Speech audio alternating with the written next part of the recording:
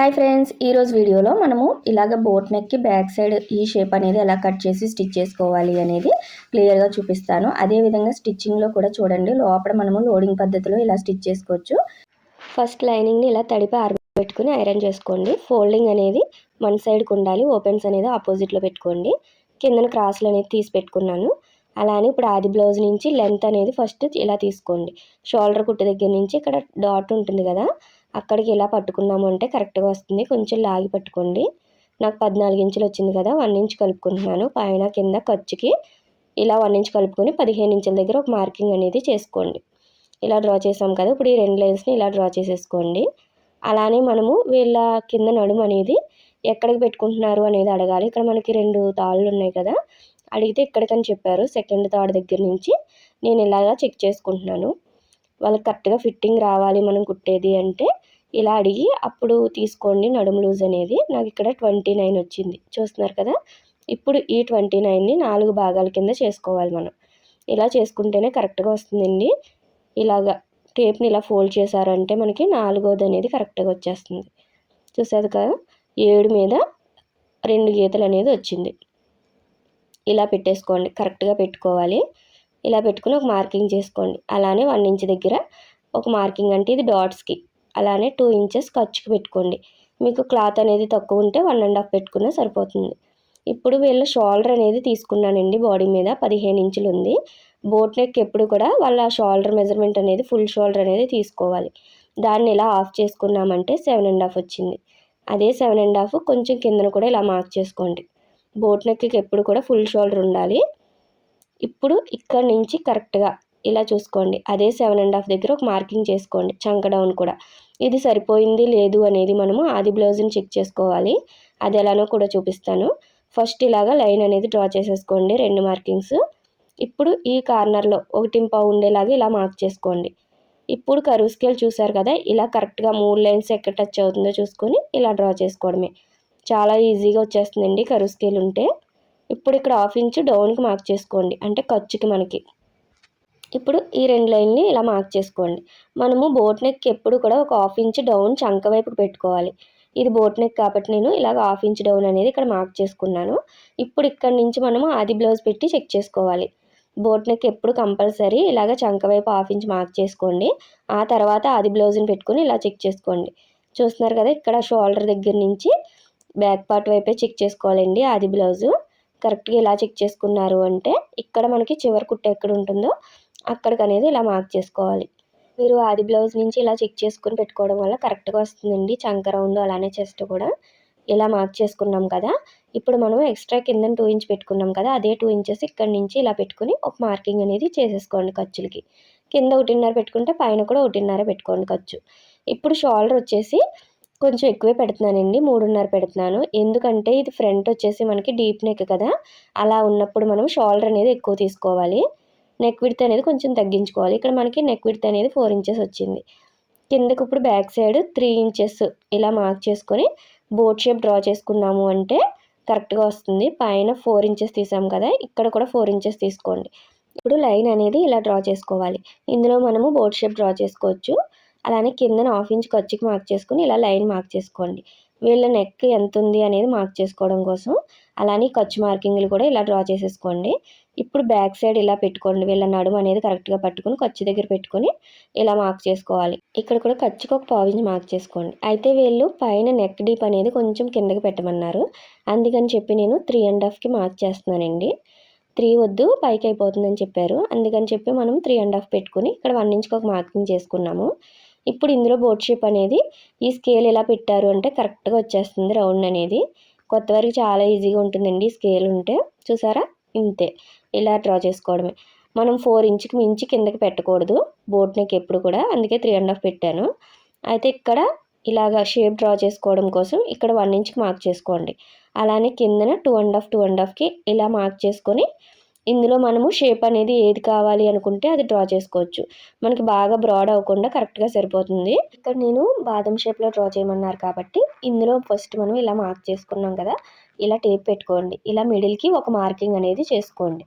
మనం ఇప్పుడు ఇందులో బాదం షేప్ అనేది మిడిల్కి రావడం కోసం కరెక్ట్గా ఇలా మార్క్ చేసుకోవాలి.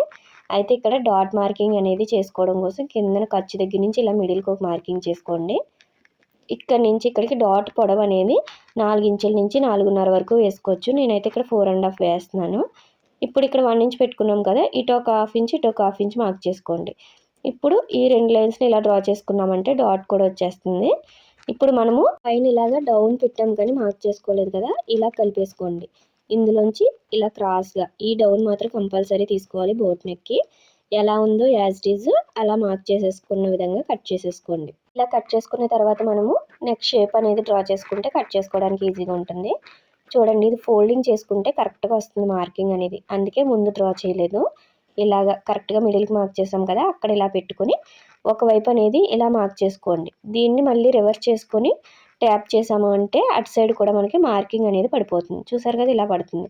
ఇప్పుడు దీన్ని మనకు కావాల్సిన యాంగిల్లో ఇలా సన్నగా అనేది మార్క్ చేసేసుకోవడమే. మీకు ఇంత బ్రాడ్ వద్దు అనుకుంటే కొంచెం సన్నగా అయినా పెట్టుకోవచ్చు. నేను ఇక్కడ 2 ఇంచెస్కే పెడుతున్నానండి, ఎందుకంటే వాళ్ళు ఫోటోలో పెట్టిన దాని విధంగా అయితే చిన్నగానే ఉంది. మీకు ఇలా 2.5 వరకు కూడా పెట్టుకుంటే బాగుంటుంది, కానీ వీళ్ళు చిన్నగానే పెట్టమన్నారు. అందుకని చెప్పి నేను 2 ఇంచెస్కి ఇలా డ్రా చేశాను. ఇప్పుడు కింద కూడా మనము ఇలాగ క్రాస్ తీసుకోవాలండి. ఇక్కడ కొంచెం ఒక 1/4 ఇంచ్ అనేది ఈ డాట్ దగ్గర నుంచి ఇలా మార్క్ చేసుకుని క్రాస్ తీసుకున్నామంటే ఫిట్టింగ్ చాలా బాగా కుదురుతుంది. ఇప్పుడు ఈ మార్కింగ్ చేసిన విధంగా కట్ చేసేసుకోండి. ఈ కట్ చేసుకున్న తర్వాత మనం ఒకసారి చెక్ చేసుకోవాలి, మీకు డీప్ అనేది బ్రాడ్ అనేది సరిపోతుందా లేదా అనేది. వీళ్ళు చెప్పిన సైజుకి అయితే సరిపోతుందండి. ఒకవేళ మీకు ఇంకా కావాలి అంటే ఇలా కట్ చేసుకున్నారు అంటే 2.5 వరకు కూడా చాలా బాగుంటుంది. అలానే నెక్ కూడా ఎలా అయితే ఉందో అలా మార్క్ చేసిన విధంగా కట్ చేసేసుకోండి. ఈ చిన్న పీస్ కూడా కట్ చేసుకోవాలి, టక్స్ ఇచ్చేసుకోండి. ఇలా రెడీ అయిపోయింది కదా. ఇప్పుడు మెయిన్ పీస్ని కూడా మనము బార్డర్ కావాలి అంటే బార్డర్ వేసుకునేలాగా ఇలా మార్క్ చేసుకుని కట్ చేసుకోండి. ఎక్స్ట్రా 1/2 ఇంచ్ చుట్టూ ఉండాలి. ఇప్పుడు స్టిచ్చింగ్ ఎలా చేయాలి అనేది కూడా చూపిస్తాను. లైనింగ్ అనేది తీసుకోండి. దీనికి మనము ఇది లోడింగ్ పద్ధతిలో చేస్తున్నాం కదా, దానికోసం అయితే ఇలా ఎక్స్ట్రా పీస్ అనేది తీసుకోండి. ఇది కూడా ఇలా పెట్టుకొని చెక్ చేసుకోండి. ఇలా పెట్టుకున్న తర్వాత చుట్టూ మనకి 1 ఇంచ్ అన్నా ఉండాలి ఎక్స్ట్రా అనేది.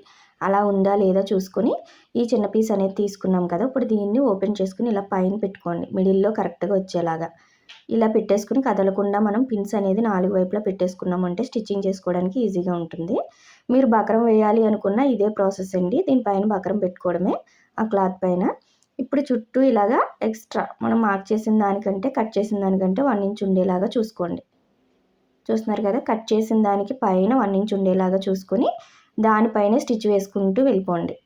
ఇలా స్టిచ్ చేసుకోవడం వల్ల మనకి లోపల కూడా లోడింగ్ పద్ధతిలో ఉంటుంది, అలానే స్టిఫ్గా ఉండి షేప్ అనేది బాగా నిలబడుతుందండి. మీరు ఏ మోడల్ అయినా సరే ఇలా స్టిచ్ చేసుకోండి, చాలా బాగుంటుంది. ఇప్పుడు ఈ 1 ఇంచ్ పైనే ఇలా చుట్టూ కూడా స్టిచ్ వేసేసుకోవాలి. దీనివల్ల లోనికి వెళ్ళిపోతుందండి. బక్రం కూడా సేమ్ ఇంతే, ఇలాగే స్టిచ్ వేసుకోవాలి. కొత్త వరకు చాలా బాగా యూజ్ అవుతుంది ఈ టిప్ అనేది. ఇలా చివరికి కుట్టేసుకున్నాం కదా, ఇప్పుడు లోన్ అనేది మనము కట్ చేసేసుకుంటాం. ఈ చుట్టూ కూడా ఇలా లోపల 1/2 ఇంచ్ మాత్రమే ఖర్చు ఉండేలాగా చూసుకొని మిగిలినంతా కూడా కట్ చేసేసుకోండి. ఇలా కట్ చేసుకొని మనం రివర్స్ చేసుకుంటాం. ముందు లోపల ఈ కట్ చేసాం కదా, దీనిపైన కూడా ఒక స్టిచ్ అనేది వేసేసుకోండి చివరి కుట్టుపడేలాగా. ఒకవేళ మీరు మామూలు సిల్క్ క్లాత్ కాకుండా నార్మల్ కాటన్వి పట్టువి వేస్తున్నారు అంటే కుట్టు వేసుకోకపోయినా పర్వాలేదండి. నేను స్టిచ్ చేసేది బాగా సిల్కీగా ఉంది కాబట్టి జారిపోతుందని చెప్పి ఈ లోపల స్టిచ్ అయితే వేస్తున్నాను. మీరు ఒకవేళ కాటన్ బ్లౌజెస్ అలాంటి వాటికైతే ఈ స్టిచ్ వేసుకోకపోయినా పర్వాలేదు. ఇలా షేప్ అంతా కూడా ఎలా ఉందో అలాగే స్టిచ్ వేసేసుకోండి. నీడిల్ అనేది కార్నర్స్లో దింపుకుంటూ స్టిచ్ వేశారంటే షేప్ అనేది కరెక్ట్గా వస్తుంది. ఇప్పుడు దీన్ని ఇలాగ చిన్న టక్ ఇచ్చుకోండి లోపల. ఇలా ఇచ్చుకుని లోపల మనం ఏ షేప్ అయితే డ్రా చేసామో అదే విధంగా ఈ ఎక్స్ట్రా పీస్ కూడా కట్ చేసేసుకోండి. చూస్తున్నారు కదా, ఇంతే. ఇప్పుడు మనము మెయిన్ పీస్ అనేది తీసుకోవాలి. ఇలా తీసుకొని మెయిన్ పీస్ అనేది పైకి ఉండాలి, కిందకి లోపల సైడ్ అనేది పెట్టుకోండి. ఇప్పుడు దీనిపైన పైకి కుట్టు ఉంది కదా, ఆ కుట్టు అనేది మనం ఎక్స్ట్రా వేసిన క్లాత్ అనేది పైకి కనిపించేలాగా పెట్టుకోండి. మళ్ళీ చెప్తున్నాను చూడండి, మనం వేసిన ఎక్స్ట్రా క్లాత్ ఉంది కదా, అది మనకి ఇలా పైకి కనిపించాలి, అప్పుడే లోపలికి వెళ్తుంది. ఇలా చెక్ చేసుకుని ఆ తర్వాత కదలకుండా పిన్స్ అనేది పెట్టేసుకోండి. షోల్డర్స్ దగ్గర చుట్టూ మోడల్ దగ్గర మొత్తం ఇలా పిన్స్ పెట్టుకున్నారంటే కదలకుండా ఉంటుంది, అలాంటి సిల్క్ క్లాత్ అయినా సరే. ఇప్పుడు నీడిల్ అనేది కార్నర్లో కాకుండా కొంచెం ఇలా రౌండ్ తిరిగే దగ్గర ఇలా స్టార్ట్ చేసుకోండి, అప్పుడే బాగా వస్తుంది. పాదం ఖర్చు మాత్రమే ఉండేలాగా చూసుకుంటూ కుట్టు వేసుకోండి. చుట్టూ కూడా పాదం ఖర్చే ఉండాలి. ఈ కార్నర్లో ఇలా నీడిల్ అనేది దింపుకొని ఇలా రివర్స్ చేసుకుంటూ స్టిచ్ వేసుకున్నారంటే ఫినిషింగ్ చాలా బాగా వస్తుందండి. ఇక్కడ కూడా సేమ్ అంతే. ఈ చివరికి అనేది వచ్చేసాక కట్ చేసేసుకోండి. ఇలా రెడీ అయింది కదా. ఇప్పుడు లోపల ఉన్న క్లాత్ని కూడా కట్ చేసుకోవాలి. చిన్న టక్ ఇచ్చుకొని ఆ తర్వాత చుట్టూ కట్ చేసేసుకోండి. మనం ఎక్కడికైతే ఉందో లైనింగ్ అక్కడి వరకు కట్ చేసేసుకోవాలి. ఇలా రెడీ అయిపోయింది కదా. ఇప్పుడు ఈ కార్నర్లో టక్స్ ఇచ్చుకోండి. కంపల్సరీ మూలలు అనేది టక్స్ కరెక్ట్గా ఇచ్చుకోవాలి. వేసిన కుట్టు మనము కట్ అవ్వకుండా చూసుకోండి. అలానే రౌండ్ తిరిగే ప్రతి చోట కూడా ఇలా చిన్న చిన్నగా టక్స్ ఇచ్చేసుకోండి. ఈ టక్స్ ఇవ్వడం వల్ల ఫినిషింగ్ చాలా నీట్గా వస్తుందండి. ఇలా టక్స్ ఇచ్చాం కదా. ఇప్పుడు రివర్స్ చేసేసుకున్నాము అంటే సరిపోతుంది. అది కూడా చూడండి, ఇలా లైనింగ్ మొత్తం కూడా ఇలా హోల్లోంచి ఇలా పెట్టారు అంటే బయటకు వచ్చేస్తుంది. ఇలా ఓపెన్ చేసుకుని ఐరన్ అయినా చేసుకోవచ్చు మీరు. లేదు అనుకుంటే లైనింగ్ని ఒకసారి గోరుతో ఇలా రఫ్ చేసుకోండి, నేను చూపిస్తున్నట్టు. చూడండి, ఇలా అన్నాక గోరుతో ఒకసారి లైనింగ్ చివర్లు అన్నాము అంటే ఫినిషింగ్ నీట్గా వస్తుంది. లేదు మీరు ఐరన్ చేసుకున్నా కూడా చాలా బాగుంటుందండి. ఇప్పుడు పైనుంచి స్టిచ్ వేసుకోవాలి. అది కూడా ఇలా కార్నర్లో కాకుండా కొంచెం రౌండ్ తిరిగే చోట నుంచి స్టార్ట్ చేసుకోండి. ఇప్పుడు చివర కుట్టు పడేలాగా చూసుకోండి. లైనింగ్ అనేది బయట కనిపించకూడదు మనకి ఎక్కడ కూడా. అలా అడ్జస్ట్ చేసుకుంటూ క్లాత్ అనేది సాగకుండా ఇలా నీడిల్ అనేది కార్నర్స్లో దింపుకుంటూ చివర కుట్టు పడేలాగా చూసుకుంటూ స్టిచ్ వేసేసుకోండి. మీరు ఏ షేప్ డ్రా చేసుకున్నా కూడా ఇదే ప్రాసెస్ అండి. చాలా బాగా వస్తుంది ఫినిషింగ్ అనేది. ఈ కార్నర్కి వచ్చాక కూడా నీడిల్ అనేది ఇలా దింపుకోవాలి.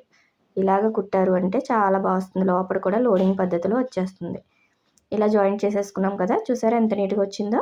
ఇప్పుడు చుట్టూ కూడా మనము లైనింగ్ని మెయిన్ క్లాత్ని కూడా జాయింట్ చేసేసుకోవడమే.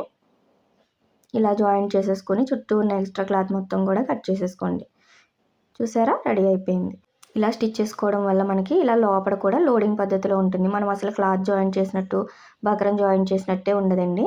బయటకు కూడా ఎక్స్ట్రా కుట్టు కూడా కనిపించదు మనకి. చాలా నీట్గా వస్తుంది. ఈ బార్డర్ అనేది మీ ఇష్టమండి. బార్డర్ వేసుకోవచ్చు లేదంటే లేదు. ఇప్పుడు డాట్స్ కూడా మనము మార్క్ చేసుకున్నాం కదా ఆల్రెడీ. ఇలా మార్క్ చేసిన విధంగా వేసేసుకోండి. మనము కటింగ్ చేసేటప్పుడే ఇలా డాట్స్ అనేది మార్క్ చేసుకున్నామంటే స్టిచ్చింగ్ చేసేటప్పుడు చాలా ఈజీగా ఉంటుందండి. సేమ్ రెండు కూడా ఇలా వేసేసుకున్న తర్వాత పైపింగ్ కానీ పట్టీ కానీ వేసుకుంటే ఫినిషింగ్ బాగుంటుంది. ఇప్పుడు పైపింగ్ వేసుకోవాలి అంటే 12 నెంబర్ థ్రెడ్తో వేసుకోండి. చాలా బాగా వస్తుంది. నార్మల్ పాదంతో అయినా సరే. నాకైతే ఇక్కడ కలర్ అనేది లేదండి సేమ్ పైపింగ్ వేయడానికి. అందుకని చెప్పి నేను పట్టీ మాత్రమే వేస్తున్నాను. దీనికోసం అయితే ఇలా 1.5 1.5 ఉండేలాగా స్ట్రైట్ పీస్ తీసుకుని ఒక సైడ్ అనేది ఇలా కుట్టుకోండి. మీరు జాయింట్ చేస్తే జాయింట్ చేసిన కుట్టు అనేది పైకి ఉండేలా చూసుకొని కుట్టుకోండి. ఇప్పుడు ఇలా జాయింట్ చేసుకున్నాం కదా. దీన్ని కుట్టు అనేది పైకి ఉండేలా చూసుకుని ఈ చివరి నుంచి పాదం ఖర్చు మాత్రమే ఉండేలాగా స్టిచ్ వేసుకోవాలి. ఇలా చివరి వరకు కుట్టుకోండి. మీరు పైపింగ్ చేయాలి అన్నా కూడా సేమ్ ఇంతేనండి. ఇది పైపింగ్ క్లాత్ అయితే సేమ్ ఇప్పుడు ఎలా చూపిస్తున్నానో అలా కుట్టుకొని థ్రెడ్ అనేది మిడిల్లో పెట్టుకుని స్టిచ్ వేసుకోవడమే. ఇక్కడ పట్టీ కాబట్టి లైనింగ్ అనేది ఇలా రివర్స్ చేసుకొని లైనింగ్ పైన స్టిచ్ పడేలాగా పైనుంచి వేసుకుంటున్నాను నేను స్టిచ్ అనేది. చూసారా ఇంతే. మనం లోపలికి ఇలా పెట్టుకుని హెమ్మింగ్ చేసుకున్నాము అంటే రెడీ అయిపోతుంది. ఇలాంటి బ్లౌజెస్కి పైపింగ్ కూడా వేసుకుంటే చాలా బాగుంటుందండి. నాకైతే కలర్ దొరకలేదు సేమ్ కలర్ అనేది. పైన నెక్ అనేది ఫ్రంట్ పార్ట్ జాయింట్ చేసిన తర్వాత అనేది వేసుకోవాలి. హెమ్మింగ్ అయినా అలానే పైపింగ్ అయినా. చూసారా మనకి ఫైనల్గా బ్లౌజ్ అయితే ఇలా రెడీ అయిపోయింది. బటన్స్ వేసుకోవడం వల్ల లుక్ అనేది ఇంకా బాగుంటుందండి. మీకు ఈ వీడియో నచ్చిందని అనుకుంటున్నాను. ఏమైనా డౌట్స్ ఉంటే కామెంట్ చేయండి. నచ్చినట్టయితే లైక్ చేయండి, షేర్ చేయండి, సబ్స్క్రైబ్ చేసుకోండి. Thank you for watching.